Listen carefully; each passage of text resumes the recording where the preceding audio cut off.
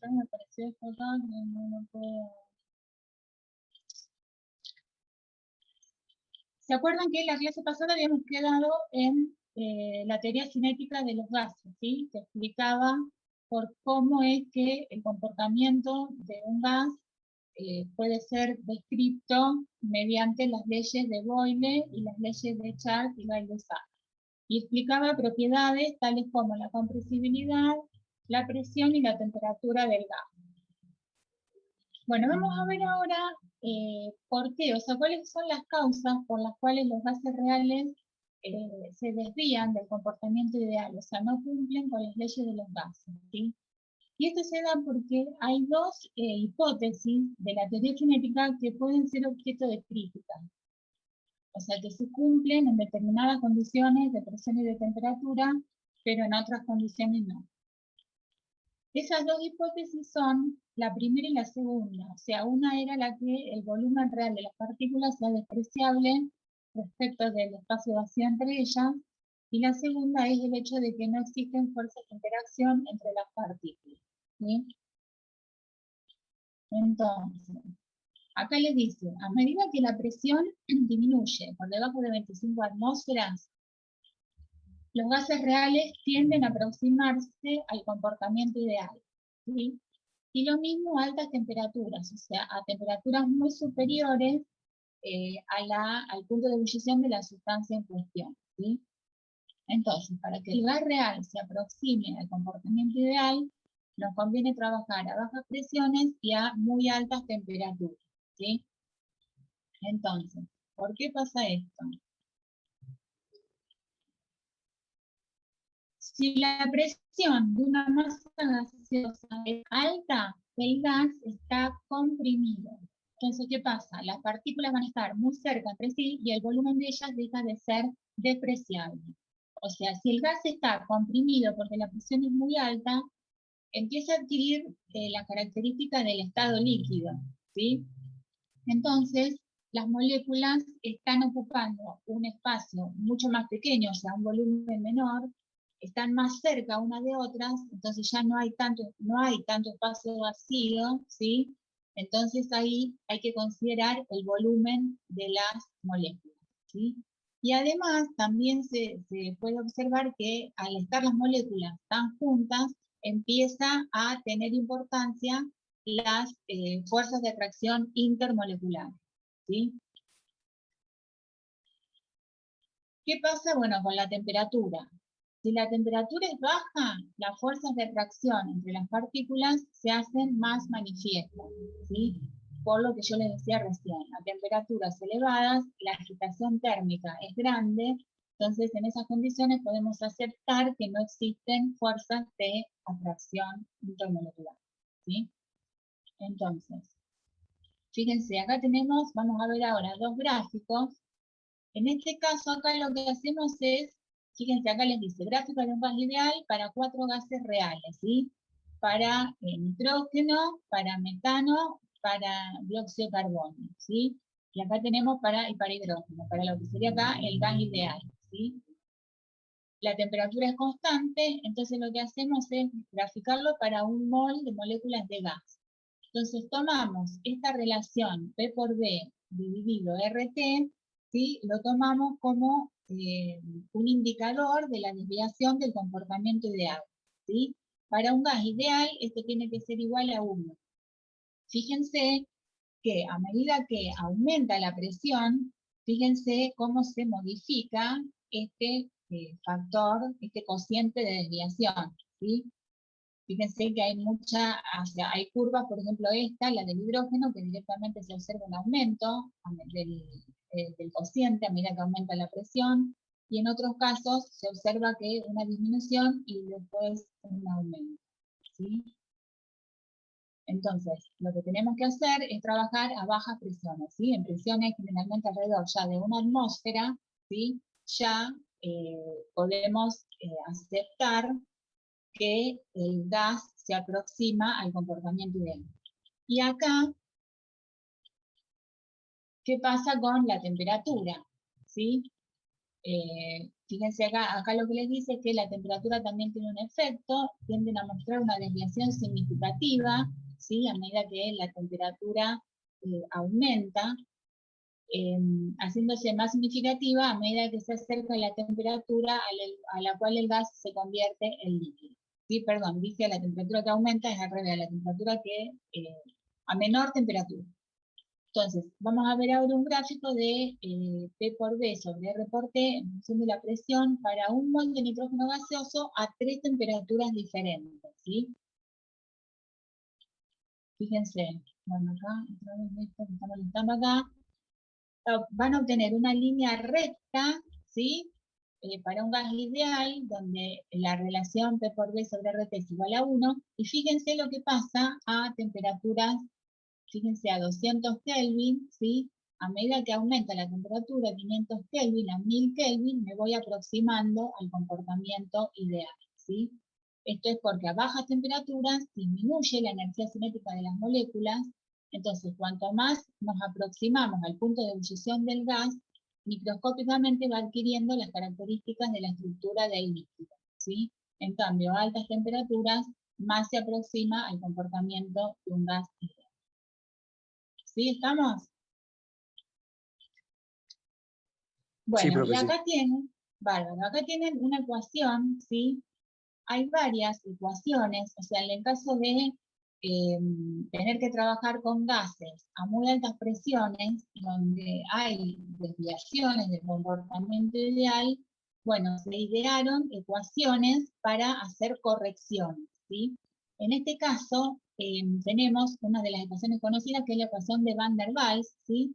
Fíjense que esta ecuación difiere, ¿se acuerdan de la ecuación del gas ideal? P por V es igual al número de moles de gas por R por T, por la presencia de dos términos de corrección. Uno va a corregir al volumen, que es este término, N por V, y el otro es este, A por N al cuadrado, por el volumen al cuadrado, que corrige o que modifica a la presión, ¿sí? Entonces, fíjense, uno corrige por las fuerzas intermoleculares. El término A por N al cuadrado, que es el número de moles, por el volumen al cuadrado, corrige la presión menor que se observa en los gases reales por el efecto de las fuerzas intermoleculares, ¿sí? Este factor, este coeficiente A, están tabulados. Ahora en la próxima filmina tienen un cuadro donde están los valores de A y de B para los distintos gases, ¿sí? Y lo que se observa, lo que se puede observar es que el valor de A aumenta a medida que aumenta la masa molar del gas y la complejidad de la estructura molecular, ¿sí? El término NB corrige por el volumen finito de las moléculas de gas, ¿sí? O sea, cuando no podemos despreciar el volumen de las moléculas. Esta constante B de Van der Waals es una medida del volumen real que ocupan las moléculas. Su valor, igual que con A, aumenta a medida que aumenta la masa de la molécula, o sea, la masa molar, y la complejidad de su estructura, ¿sí? Entonces, ven, acá tenemos, fíjense, para los gases nobles, ¿sí? Fíjense que van aumentando los valores de A y los valores de B, ¿sí? En estos casos va aumentando el Z. Y acá, fíjense, sustancias simples, ¿ven? Y acá pasamos al agua, ¿sí? Cómo van aumentando los valores. ¿Estamos? Bueno. Sí. Bárbaro. Vamos a pasar Profe, una ahora. consulta. Sí. Son dos preguntas. La primera, ¿qué diferencia hay entre un gas ideal y un gas real? Y la segunda, ¿para qué sirve la ecuación de Van der Waals? Bueno, o sea, el gas real, digamos, el gas ideal obviamente no existe, digamos. O sea, lo que uno espera es que los gases reales se aproximen al comportamiento ideal y de esa manera uno pueda tomar, o sea, su comportamiento pueda ser descrito por las leyes de Boyle y por las dos leyes de Charles y Gay-Lussac. ¿Estamos? Y la ecuación que vimos antes, la ecuación de Van der Waals, lo que les permite hacer, por ejemplo, como yo les decía, en caso de hay científicos o los ingenieros que trabajan con gases a altas presiones, ¿sí? En ese caso, no pueden utilizar la ecuación de estado, la de P por B es igual a N por R por T, porque van a tener mucha discrepancia, ¿sí? Con cálculos de presión y de volumen. ¿Sí? Si yo quiero trabajar con un gas que tengo encerrado en un recipiente y tengo desviaciones, y utilizo la otra ecuación, voy a estar haciendo un cálculo errático, ¿sí? Lo cual después voy a tener problemas, depende en qué esté aplicando ese gas, ¿sí? Entonces lo que se hace es trabajar para corregir esas desviaciones, aplican esta ecuación y calculan la nueva presión o el nuevo volumen con esa modificación, ¿sí? Por ejemplo, si ustedes quieren, lo que pueden hacer es, después tranquilos, ver la magnitud, ¿sí? De la desviación del comportamiento, por ejemplo, para el dióxido de carbono. Toman el dióxido de carbono, ¿sí? Y calculan P por B, calculen, por ejemplo, supónganse la presión, con la ecuación de estado, la ecuación normal, P por B es igual a N por R por T, y después calculen la nueva presión del gas aplicando la ecuación de Van der Waals, y van a ver que van a tener una diferencia. Por ejemplo, acá toman A 3,59 con su unidad correspondiente, para B este valor, 0.0427, aplican la ecuación de Van der Waals y calculan la nueva presión, en condiciones normales, ¿sí? De presión y temperatura. ¿Estamos? O sea, tomen la presión de 273 Kelvin. Ok, profe. Muchas gracias. ¿Sí? No, de nada. Bueno, vamos a pasar ahora a lo que sería estado líquido y estado sólido, ¿sí?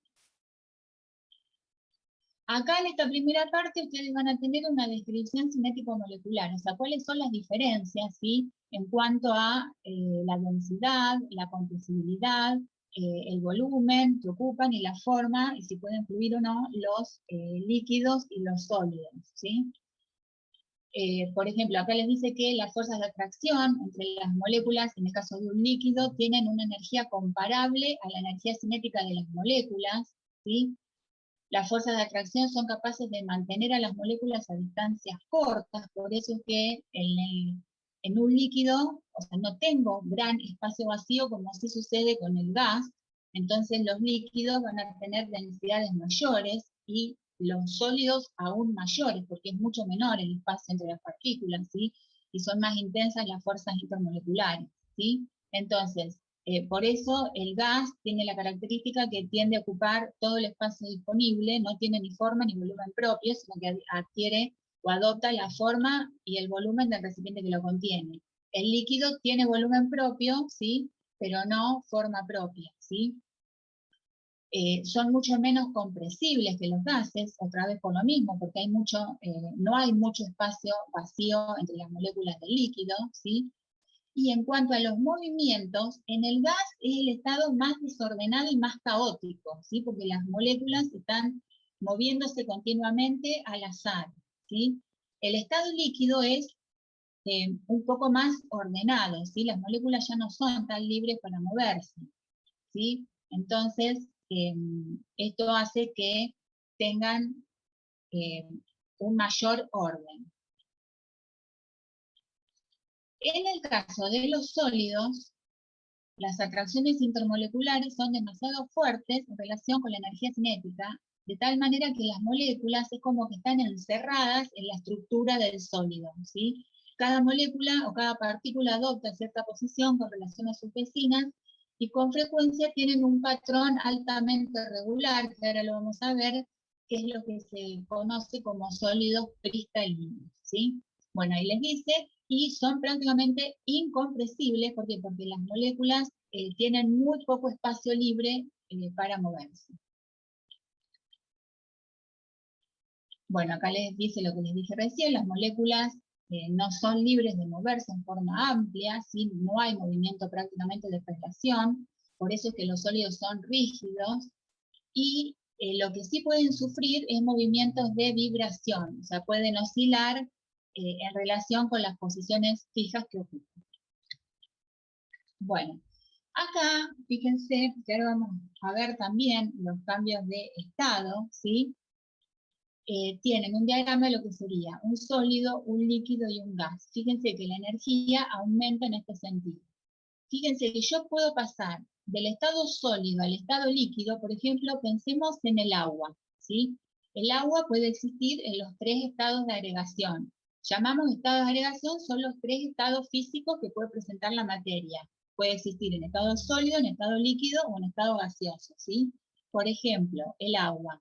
El agua sólida es el hielo, el agua líquida y el agua gaseosa o vapor, que en ese caso hablamos más de vapor, ¿sí? Vapor de agua. Profe, Entonces, sí, disculpa que la interrumpa. ¿Podría repetir lo que estaba explicando? Que se me cortó sin querer el micrófono. ¿se La conexión, cortó? profe. Sí, a mí se me cortó sin querer. Bueno, les estaba diciendo que acá tenemos, digamos, una representación de lo que se conoce, lo que son los tres estados de la materia, ¿sí? La sustancia, la materia, pueden existir en tres estados de agregación, que son tres estados físicos, que son el estado sólido, el estado líquido y el estado gaseoso, ¿sí? Cada uno tiene propiedades físicas características. Entonces, fíjense, en el estado sólido, yo les decía, por ejemplo, el agua. El agua puede existir en los tres estados de agregación. La forma más estable del agua a presión y temperatura ambiente es la forma líquida, ¿sí? Pero también puedo tener hielo, que es agua sólida, o vapor de agua, ¿sí? Entonces, en el sólido tengo una estructura ordenada. Yo por calentamiento del sólido paso al estado líquido.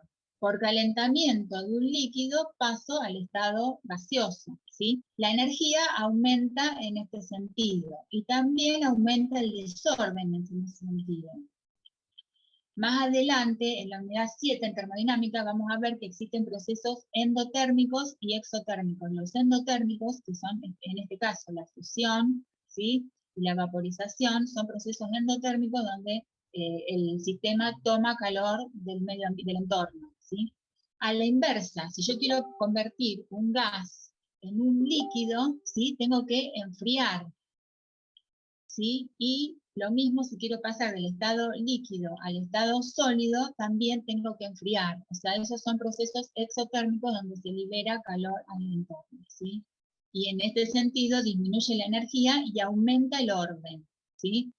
Fíjense que en este caso tengo que entregar energía en forma de calor, aumentar la temperatura para producir el cambio de estado, aumenta el desorden, digamos, el estado sólido es el más ordenado, el líquido es intermedio en cuanto a orden-desorden y el sumamente desordenado es el estado gaseoso. ¿Sí? Bueno, acá lo que Sí, yo les profe, sí. decía, que yo por calentamiento o enfriamiento paso de un estado de agregación al otro, ¿sí? O sea, cambiando la energía cinética promedio de las partículas que componen la sustancia, ¿sí? Por ejemplo, el cloruro de sodio, que ahora lo vamos a ver, ¿se acuerdan? Esto lo vieron con Laura, una sustancia iónica. Las sustancias iónicas a temperatura ambiente son sólidos, ¿sí? La sal de mesa, recuerden, la sal de mesa, cloruro de sodio, a temperatura ambiente es sólida. Y se caracterizan por tener puntos de fusión y ebullición elevados. Fíjense a qué temperatura funde, 804 grados centígrados, y se convierte en vapor, o sea, pasa al estado gaseoso a 1465 grados centígrados, ¿sí? El argón, que es un gas noble, ¿sí? Es un gas a temperatura ambiente. Entonces, fíjense, lo puedo licuar, o sea, lo puedo convertir a líquido a menos 186 grados centígrados y lo puedo convertir a sólido a menos 189 grados centígrados cuando la presión es una atmósfera, ¿sí? Bueno, y acá algo importante es que las sustancias que existen como gases a temperatura ambiente van a tener, lo vimos recién, en determinada, o sea, podemos decir que tienen pocas fuerzas de atracción intermoleculares, ¿sí? Que en determinadas condiciones, ya lo vimos, de presión y temperatura, podemos considerar que son prácticamente inexistentes, ¿sí? Ahora, los líquidos y los sólidos van a tener fuerzas de atracción intermolecular más fuertes, ¿sí?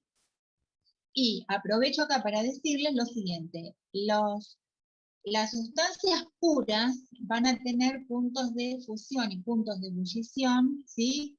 que van a ser valores constantes, ¿sí? Estas constantes pueden considerarse como una medida de la intensidad de las fuerzas que mantienen unidas a las moléculas en el sólido o en el líquido, ¿sí? Igual ahora lo vamos a ir viendo. Sí. Ah, no, justo te iba a decir si no podías repetir eso. Ah, lo que saqué. No, lo de sustancias Sí, puras. lo que yo... Ah, bueno, sí, ahora lo vamos a ir viendo. Lo que yo les decía es que, digamos, si comparamos los tres estados de agregación en cuanto a las fuerzas intermoleculares, las fuerzas intermoleculares van a presentarse o existen en los estados líquido y estado sólido, que se los conoce como estados condensados de la materia, ¿sí? Al estado líquido y al estado sólido. Dentro de los líquidos van a tener fuerzas intermoleculares un poco más débiles que las de los sólidos. Y los gases son los que van a tener las fuerzas de atracción intermolecular más débiles. Recordando que en determinadas condiciones de presión y temperatura podemos considerar que esas fuerzas intermoleculares son inexistentes, ¿sí? Y les dije lo de los puntos de fusión y ebullición de las sustancias puras que tienen valores constantes, ¿sí?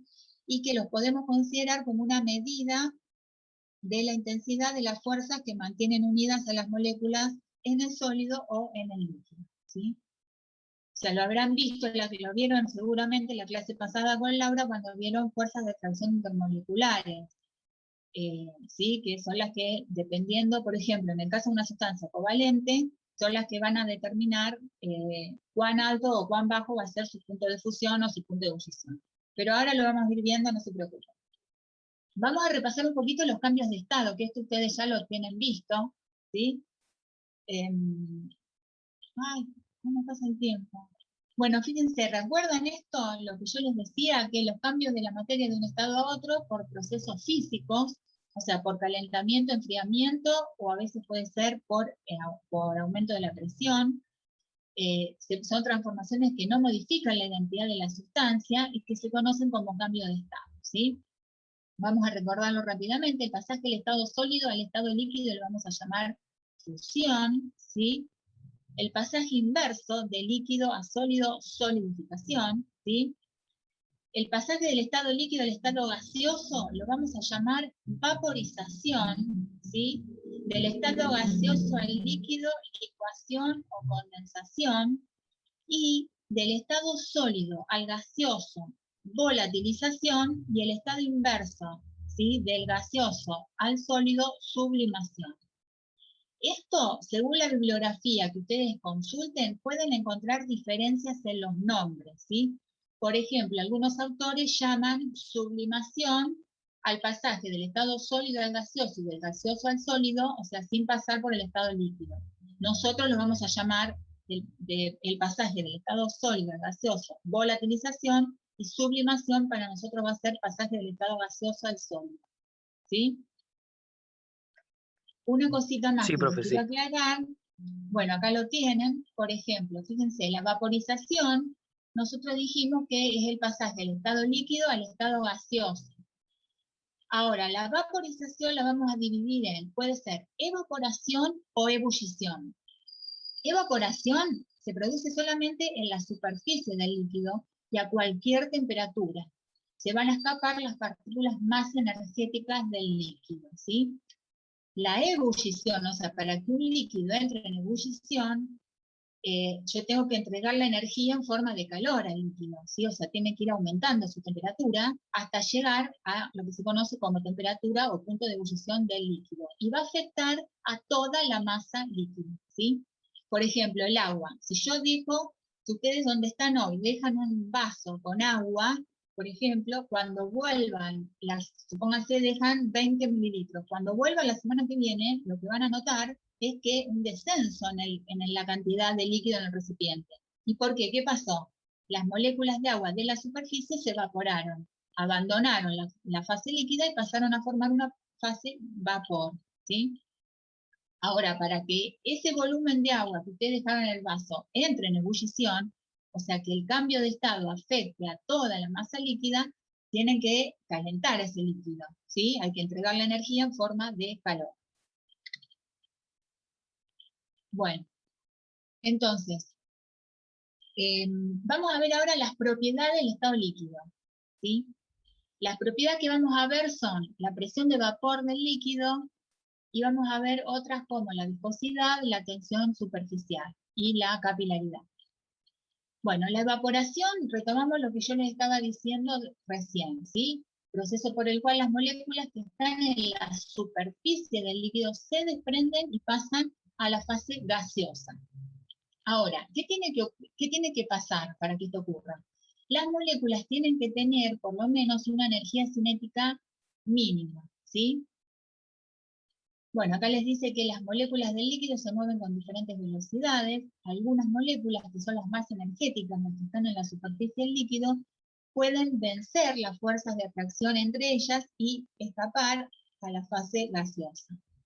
Obviamente, cuanto más débiles sean las fuerzas de atracción entre las moléculas del líquido, mayor va a ser el número de moléculas que pueden escapar. Y bueno, acá les dice mayor es la presión de vapor, que ahora vamos a ver lo que significa eso. Bueno, fíjense acá, tienen un gráfico de cómo se distribuye la energía cinética de las moléculas del líquido a diferentes temperaturas. Fíjense la curva, ¿sí? A una temperatura inferior y la curva rosa a una temperatura mayor. Fíjense, la fracción de moléculas en función de la energía cinética. Este valor de energía cinética que tenemos acá es la energía cinética mínima que tienen que tener las moléculas de la superficie del líquido para escapar. Fíjense cómo al aumentar, o sea, al aumentar la temperatura es mayor la fracción de moléculas que tienen energía cinética suficiente como para vencer las fuerzas de atracción entre ellas y escapar, o sea, pasar a formar parte de una fase de vapor o gas, ¿sí? Un concepto que tienen que tener, obviamente, es que la velocidad de vaporización aumenta a medida que aumenta la temperatura. Entonces, vamos a el concepto de presión de vapor, que esto lo tienen que entender ahora, digamos, en este periodo, porque lo van a aplicar en la unidad 6 cuando veamos soluciones, y más específicamente el tema propiedades coligativas, ¿sí? ¿Qué es la presión de vapor? Es la presión que ejerce la fase gaseosa o vapor cuando se halla en equilibrio con la fase líquida de la misma sustancia, ¿sí? A una determinada temperatura, ¿sí? Entonces, vamos a pensar lo siguiente. Vamos a suponer que tenemos un recipiente cerrado. Recipiente cerrado significa que el recipiente puede intercambiar energía con el entorno, pero no puede intercambiar materia, ¿sí? En este recipiente le efectuamos vacío. ¿Para qué le efectuó vacío? Para sacar el aire, ¿sí?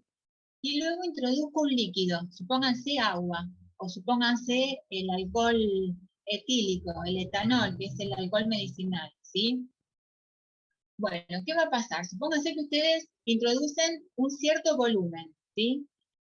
Lo mismo, si yo lo dejo unos días, lo que voy a ir observando es que el volumen del líquido va a ir disminuyendo. Hasta que en un momento voy a notar que el líquido, el volumen va a permanecer constante. ¿Por qué? ¿Qué es lo que pasó? Bueno, pasan dos cosas. En principio, una porción, las moléculas que están otra vez en la superficie del líquido van a poder escapar, vencer las fuerzas de atracción intermoleculares y pasar a formar parte de una capa gaseosa, ocupando todo el espacio libre del recipiente, ¿sí?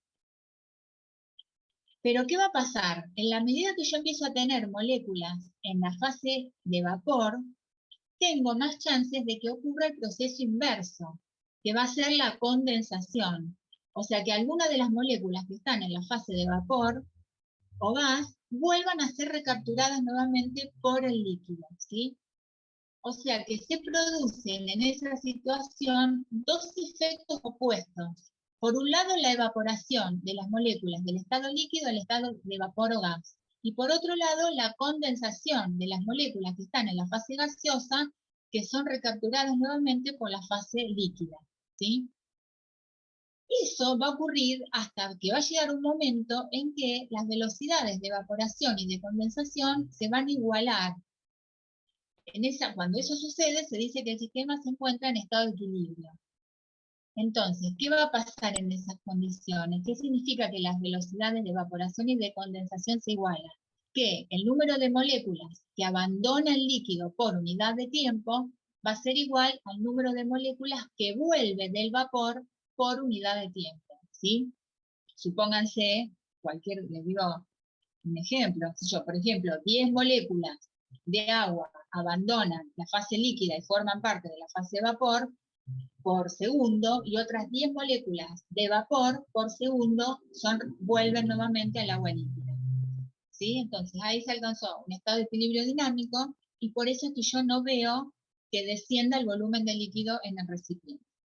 Entonces, las moléculas que están en esa fase gaseosa van a chocar contra las paredes del líquido y contra las paredes del recipiente, y ejerciendo una presión. Esos choques generan una presión. Esa presión es lo que se conoce como presión de vapor del líquido. ¿Sí? No sé si los mareé. Sí, Sí, un poquito. un Un poquito, poquito, pero pero bueno. está bien, profe. Bueno, después ustedes lo estudian con tranquilidad y van a ver que no es tan complicado. Bueno, la presión de vapor depende de un líquido, que también los sólidos tienen presión de vapor. O sea, puede ser un sólido o un líquido. En este caso estamos con los Profe. líquidos. Sí. Disculpa que hay un alumno que quería preguntarle algo. Bueno. Sí, yo. Sí. ¿Se escucha? Sí, te escucho, sí. No, quería saber un ejemplo real de la presión de vapor. No me doy cuenta.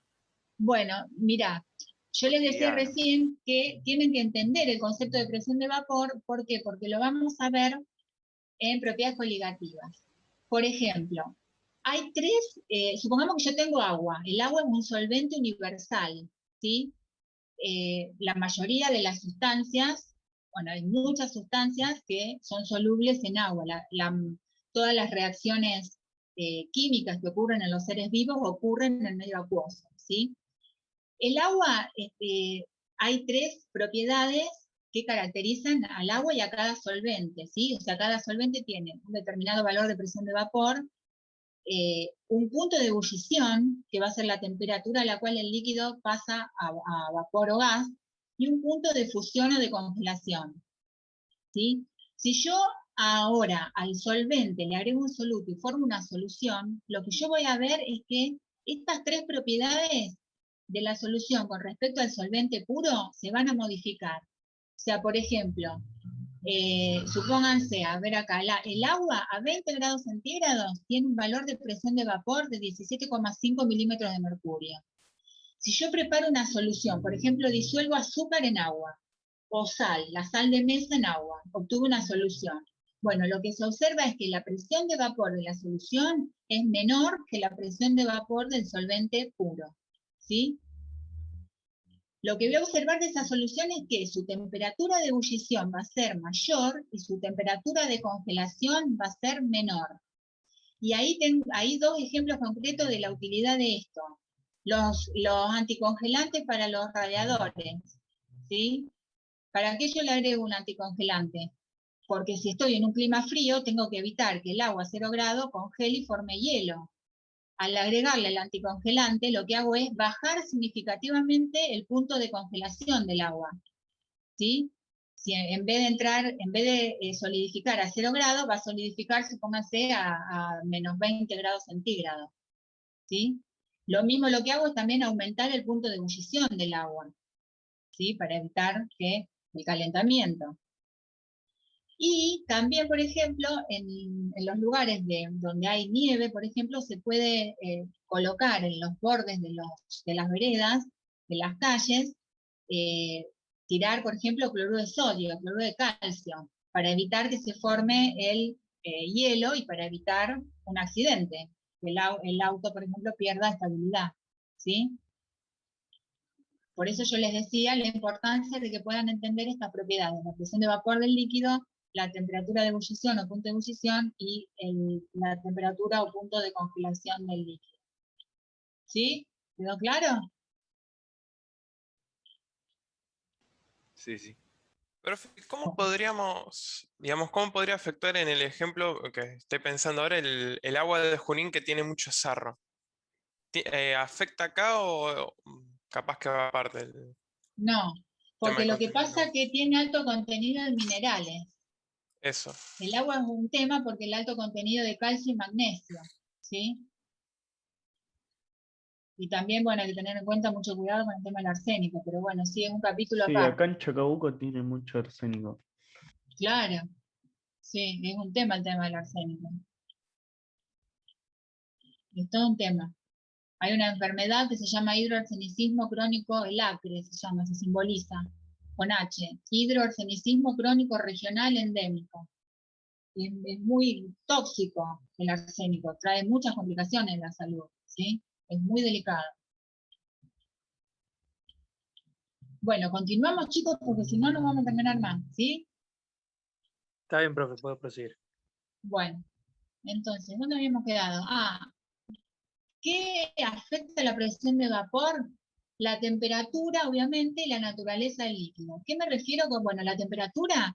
La presión de vapor de un líquido aumenta al aumentar la temperatura, ¿sí? ¿Por qué? Porque si aumenta la temperatura del líquido significa que estamos entregando energía en forma de calor. Entonces, aumenta la cantidad de moléculas que van a tener una energía suficiente como para abandonar el líquido, o sea, para evaporarse, ¿sí? Se va a producir más evaporación, voy a tener más moléculas en la fase de vapor o gas y mayor va a ser la presión de vapor del líquido, ¿sí? ¿Y qué pasa con la naturaleza del líquido? Nos referimos a las fuerzas intermoleculares que actúan en el líquido. Cuanto más intensas sean las fuerzas de atracción entre las moléculas del líquido, menos probable es de que ocurra la evaporación. O sea, voy a tener entonces menos moléculas en la fase de vapor o gas y por lo tanto menor va a ser la presión de vapor del líquido. Que fíjense el ejemplo que les puse acá. La presión de vapor de agua a 20 grados, todo esto está tabulado, o sea, ustedes pueden ir a las tablas de los libros y encontrar los valores de presión de vapor de los distintos líquidos, ¿sí? Por ejemplo, yo tomé la del agua a 20 grados, 17,5 milímetros de mercurio, tiene unidades de presión, obviamente, y la del tetracloruro de carbono, fíjense cuánto vale, 91. Es mucho más alta. En este caso lo que decimos es que el tetracloruro de carbono es más volátil que el agua. ¿Y por qué les parece que va a ser? A Porque el ver si agua alguien es me lo un explica. puente. Porque el agua tiene puentes de hidrógeno. Claro. ¿Y qué pasa en el tetracloruro de carbono? ¿No es polar? No es polar, perfecto. O sea, ustedes para contestarme esto lo que deberían hacer acá es tomar, porque pueden tener otro líquido, por ejemplo, para pensar. Lo que tienen que hacer es, bueno, me dan el líquido, ¿sí? Hago la estructura de Lewis, ¿se acuerdan? Unidad 3, que es esto, integración de conceptos. Estructura de Lewis del agua, estructura de Lewis del tetracloruro de carbono. Acá tengo oxígeno unido a 2 hidrógenos, se forman 2 uniones covalentes simples. Tetracloruro de carbono, tengo el carbono, que es el átomo central, unido a 4 átomos de cloro, ¿sí? Si ustedes hacen la estructura de Lewis, se van a formar 4 uniones covalentes simples, ¿sí? Una vez que tienen eso, tienen que aplicar TREPEV para sacar geometría electrónica, geometría molecular, ¿sí? Y de ahí sacar si la molécula es o no polar. La de agua tiene una geometría electrónica tetraédrica, la geometría molecular es angular, la molécula es polar. Por lo tanto, las moléculas de agua, o sea, las moléculas de agua entre sí, van a estar atraídas por fuerzas de London, porque actúan entre moléculas cianonopolares, dipolo-dipolo y puente de hidrógeno, que son de las tres las más altas, ¿sí? En el tetracloruro de carbono tengo 4 pares de electrones alrededor del átomo central. La geometría electrónica es tetraédrica. Como no hay pares libres, la geometría electrónica y la molecular coinciden, ¿sí? Y por la forma, la molécula es no polar, pese a tener enlaces polares. Porque los 4 enlaces carbono-cloro son polares porque el cloro es mucho más electronegativo. Entonces, pese a tener enlaces polares, la molécula es no polar por su geometría. Entonces, ¿qué tipo de fuerzas van a actuar entre las moléculas de tetracloruro de carbono? London. London, que son de las tres las más débiles, ¿sí? Entonces es mucho más fácil que las moléculas de la superficie del tetracloruro de carbono tengan energía como para vencer a esa fuerza de London y pasar a la fase vapor que al agua. El agua tiene que vencer las tres fuerzas y lo más importante son las uniones por antihidrógeno, que son las más intensas de las tres, ¿sí? Bueno. Sí, profe. Bueno, acá lo que yo les decía. Bueno, y acá fíjense, representamos los valores de presión de vapor en función de la temperatura. Fíjense, presión de vapor de tres líquidos. Tienen acá el éter etílico, un compuesto orgánico, formado por carbono, oxígeno, hidrógeno, ¿sí? El alcohol etílico, el etanol, que es el alcohol medicinal, tan en boga en estos días, y el agua, ¿sí? Fíjense, a medida que aumenta la temperatura, aumenta la presión de vapor del líquido, o sea, se produce más evaporación, hasta que puede llegar un momento en que la presión de vapor del líquido iguale a la presión exterior, a la presión atmosférica, ¿sí? Entonces, cuando eso sucede, ahí el cambio de estado va a afectar a toda la masa líquida y se va a producir la ebullición del líquido, ¿sí? La temperatura a la cual ocurre esto se denomina punto de ebullición del líquido. Fíjense, acá tienen los puntos de ebullición, en este caso, el punto de ebullición normal, porque es si la presión externa es la presión atmosférica normal, que es 760 milímetros de mercurio o una atmósfera, ¿sí? Profe, el que Entonces, está abajo verde, no, es el el alcohol. etilenglicol. Es el etilenglicol, pero no importa, porque acá se cortó el gráfico, pero no importa, ¿sí? Después, si quieren, búsquenlo en algún libro, pero no interesa, o sea, por ahora no nos interesan estos, ¿sí? Fíjense, acá tienen el punto de ebullición normal, que sería la temperatura a la cual la presión de vapor del líquido es igual a una atmósfera o 760 milímetros de mercurio, ¿sí? El punto de ebullición del éter etílico es 34,6 grados centígrados, el del alcohol medicinal 78,3 grados centígrados y el agua a una atmósfera entra en ebullición a 100 grados centígrados. Estos son los puntos de ebullición normales, ¿sí? Ahora, acá alguien me podría preguntar, ¿qué pasa? O sea, la presión afecta, obviamente, la presión externa va a modificar el punto de ebullición de un líquido, ¿sí? De acuerdo a la presión a la cual está sometido. Entonces, fíjense, acá tenemos dos ejemplos bien concretos. ¿Qué pasa si yo cocino un alimento en una olla a presión? ¿Y qué pasa si yo lo cocino en el altiplano, en la altura? ¿Sí? Si lo cocino en una olla a presión, voy a tener mayor presión, porque dentro de la olla tengo la presión de vapor del aire, más la presión de vapor del agua. Con lo cual la presión va a ser superior a la normal, ¿sí?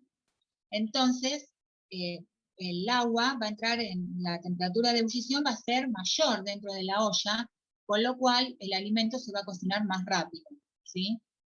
Lo contrario pasa si yo cocino el alimento en el altiplano, donde la presión atmosférica es más baja. Entonces, el líquido, por ejemplo, el agua, va a entrar en ebullición a una temperatura inferior. Si, por ejemplo, si la presión externa es 0,95 atmósferas, el agua hierve a 98 grados centígrados. Cuanto más baje la presión externa, menor va a ser la temperatura de ebullición del agua, ¿tá? Entonces me va a costar más ahí cocinar un alimento, ¿sí? Sí, profe. Bueno, acá tienen, sí. Disculpa que le interrumpa. ¿Por qué el etilenglicol, a qué temperatura llegó para que el punto de ebullición sea normal? Viste que el éter, ¿cómo se llama? El éter dielítico a 34 grados llegó al punto de ebullición normal. ¿Y a qué temperatura Claro. llegaría ¿cómo se llama? El etilenglicol. ¿El etilenglicol? Sí, La verdad no me que sale el no nombre. sé. Pero, o sea, el etilenglicol tiene que ser mucho más bajo. La verdad que no te sé decir. Después me fijo y te digo. ¿Sí? Sí, sí, no hay ¿Está problema. bien? Bueno, vamos. Gracias igual. No, de nada. Bueno, acá lo que vimos recién, ¿sí? Y el concepto de lo que es el punto de congelación del líquido, que sería la temperatura a la cual un líquido está en equilibrio con la fase sólida, ¿sí?, de la misma sustancia a una presión dada. También lo llamaríamos punto de fusión del sólido, ¿sí? O sea, el agua líquida tiene un punto de fusión, que es el pasaje de sólido a líquido de 0 grados centígrados, y un punto de congelación, que es el pasaje de líquido a sólido, también 0 grados centígrados, cuando la presión es normal, ¿sí? Acá les dice, cuando la presión exterior es de una atmósfera, vamos a tener el punto de congelación o el punto de fusión normal, ¿sí? Bueno. Sí, sí. Vamos a pasar a otra propiedad de los líquidos, que es la tensión superficial. La tensión superficial se define como la cantidad de energía requerida para estirar o aumentar la superficie del líquido por unidad de área, ¿sí? Entonces, acá un ejemplo, el ejemplo típico es de por qué el agua, por ejemplo, en una superficie encerada, en lugar de formar una película sobre la superficie, adopta la forma de gota, ¿sí? O sea, adopta la forma esférica. Bueno, la respuesta a esto es porque siempre ustedes tienen que tener en cuenta que todos los sistemas tienden a ocupar a llegar a un estado de energía mínima, ¿sí? Que en el caso de un líquido es tener un área superficial mínima, y el área superficial mínima es la forma esférica, ¿sí? Bueno, ¿y por qué pasa esto? ¿Cómo lo explicamos? Siempre vamos a volver también al tema de las fuerzas intermoleculares, ¿sí? ¿Qué sucede? A nivel microscópico, la tensión superficial se puede explicar en base a las fuerzas que afectan a cada molécula en el interior del líquido con respecto a lo que sucede en la superficie del líquido. Dentro de un líquido, cada molécula está sometida a las fuerzas de atracción intermoleculares, me refiero, ¿sí? Que en promedio se anulan. Pero en la superficie, las moléculas es como que son impulsadas hacia abajo y hacia los lados por otras moléculas, pero no hacia arriba de la superficie. O sea que hay una fuerza neta hacia el interior del líquido, ¿sí? Estas atracciones intermoleculares resultan en una atracción neta hacia adentro del líquido, y esto provoca, es como que tira hacia adentro y genera una película elástica. O sea, la superficie del líquido se comporta como si fuera una piel, ¿sí? Como si fuera una película elástica. Este efecto permite que, por ejemplo, si colocamos de una manera cuidadosa, obviamente, una aguja sobre la superficie del agua, esa aguja flote, o que algunos insectos caminen, digamos, sobre el agua, a pesar de que la densidad sea mayor que la del agua, ¿sí? Por ejemplo, acá. ¿Ven? Acá lo que yo les decía, las moléculas que están dentro del líquido están sometidas a fuerzas de atracción intermolecular. Acá todo tengo moléculas, ¿sí? Con las moléculas vecinas en todas las direcciones, ¿sí? Entonces como que no hay una fuerza neta. En cambio, en la superficie, este coso que lo odio, en la superficie, fíjense, las moléculas están atraídas, ¿sí?, hacia los costados y hacia adentro del líquido, pero no hacia arriba. Entonces tengo una fuerza neta hacia adentro, como que tira la molécula hacia adentro, ¿sí? Bueno, acá se los vuelvo a explicar también mejor, ¿sí? Y esto es lo que me genera una película que hace que, por ejemplo, un insecto pueda caminar arriba sobre el agua, ¿sí? Como que forma, le dice acá, una cama elástica, una película elástica. Bueno, otra vez lo mismo, la tensión superficial es mayor cuanto mayores son las fuerzas intermoleculares que actúan entre las moléculas del líquido, y cuando menor es su temperatura, ¿sí? Bueno, y acá lo que les dije al principio, que los líquidos tienden a ocupar un área superficial mínima, el estado de mínima energía es el estado de área superficial mínima, y eso se logra cuando se adquiere la forma esférica. Bueno, vamos a la viscosidad. La viscosidad es una medida de la resistencia interna que tiene un líquido a fluir, ¿sí? O sea, a moverse, digamos. Cuanto mayor sea la viscosidad del líquido, el líquido fluye de una manera más lenta, ¿sí? otra vez, ¿esto de qué va a depender? De las fuerzas intermoleculares. Los líquidos que tengan intensas fuerzas de atracción intermolecular entre las moléculas van a tener viscosidades más altas que aquellos que tienen fuerzas intermoleculares débiles, ¿sí? ¿Y con qué se relaciona la viscosidad? También con la facilidad de movimiento de las moléculas individuales del líquido. O sea, va a depender si las moléculas se pueden mover o se pueden deslizar en relación con las otras moléculas, ¿sí? Y esto otra vez va a depender de las fuerzas de atracción y de las características estructurales, o sea, de la forma de las moléculas que provoquen que las moléculas, digamos, acá yo les puse se enreden entre sí, como que en lugar de estar estiradas, digamos, como que se entrelacen entre sí. Sí, profe. Bueno, la viscosidad de un líquido disminuye cuando aumenta la temperatura. A altas temperaturas, ¿sí?, la energía cinética promedio es mayor y hace que las moléculas superen con facilidad las fuerzas de atracción entre ellas. O sea, si ustedes entienden el concepto, digamos, más o menos van a poder explicar las tres propiedades, ¿sí? Bueno, y acá les puse esto, a título informativo, así como para poder ver. Por ejemplo, fíjense acá el agua, para que vean cómo se modifica a medida que aumenta la temperatura. Acá no se ve, acá está la tensión superficial, valores de tensión superficial y valores de viscosidad, ¿sí? Fíjense cómo va aumentando los valores, ¿sí?, a medida que aumenta la temperatura, ¿sí?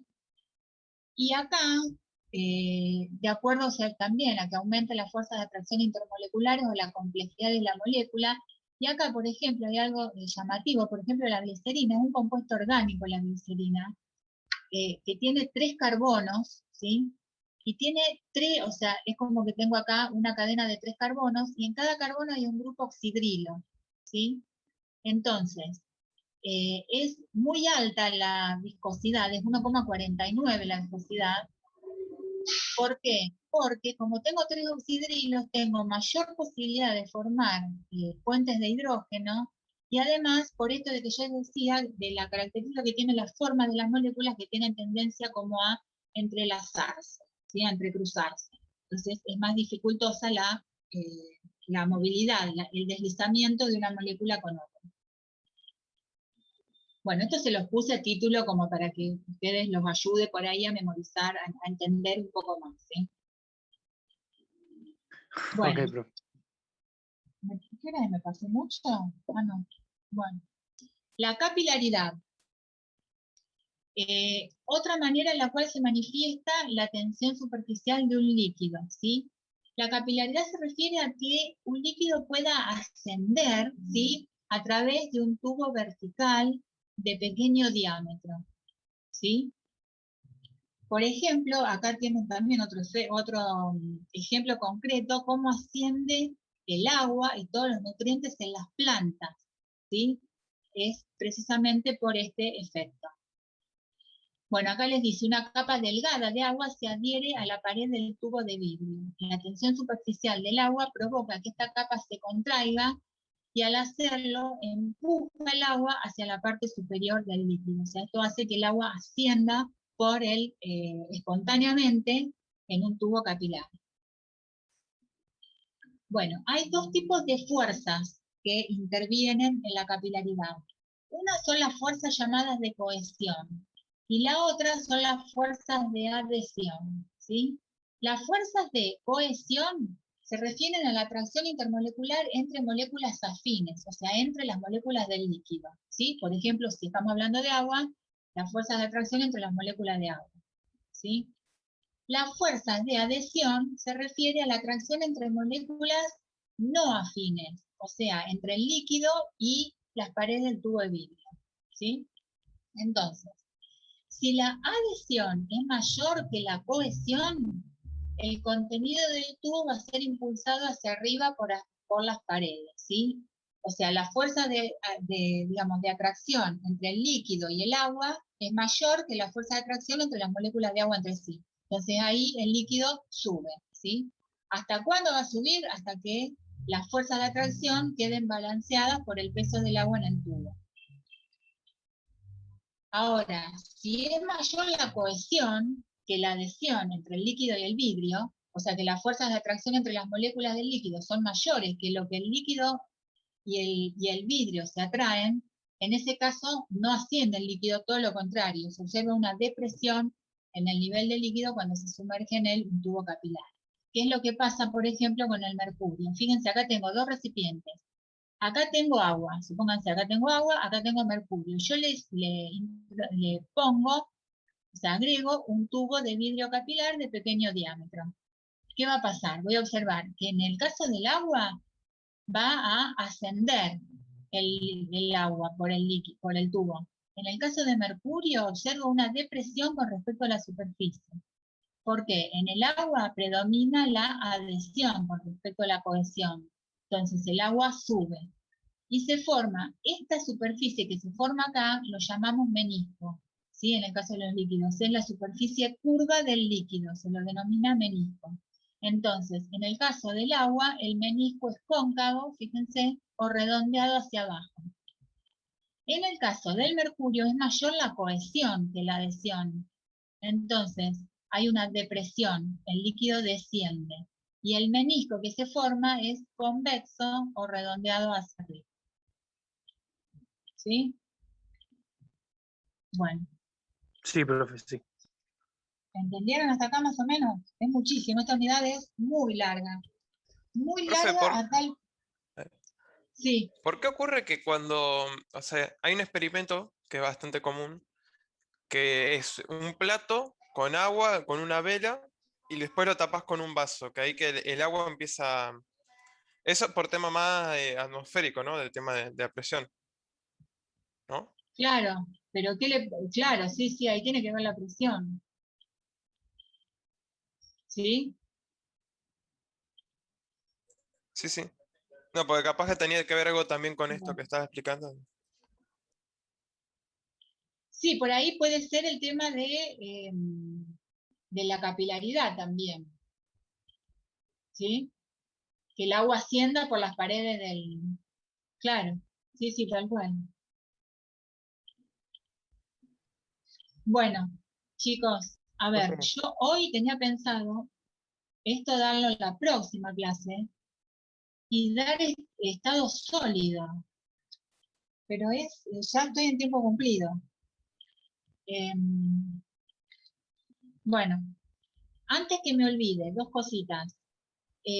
No sé si ustedes vieron que Laura le subió la tercera parte de la unidad 3, que ella no había llegado a darlo, les hizo un videíto y lo tienen subido. ¿Sí? Lo pueden ver también. No sé si ya lo habían visto. ¿Sí? Sí. Bueno, y yo hoy ya les digo, yo tenía que terminar hoy sólidos para la clase que viene dar. Me quedan 3 temas, o sea, que ahora me quedan 4. Pero bueno, vamos a ver si de última les hago lo mismo que hizo Laura. Si veo que ¿Esto lo estamos... subís? Sí, lo van a tener todo. De última hago lo mismo, les grabo sólidos y la próxima, o sea, el tema es que la próxima clase tenemos que terminar sí o sí, chicos, ¿sí? Así que vemos cómo hacemos. Si no ¿Eso es una termino, clase de esta unidad? ¿cómo? Sí, Es queda solo una una sede. clase. Eso. Si de esta unidad queda una sola clase, que es el próximo martes. La Y fecha de entrega del después la presencial sería, ¿no? Que no tenemos teórico. Claro. Sí, sí. ¿Al final es presencial? ¿El qué? ¿El Si final? el jueves que viene, no, si el jueves que viene es presencial. Bueno, digamos que hasta ahora sigue todo igual, ¿sí? Porque acá hasta ahora no hubo ninguna modificación. Ustedes que teóricamente sí.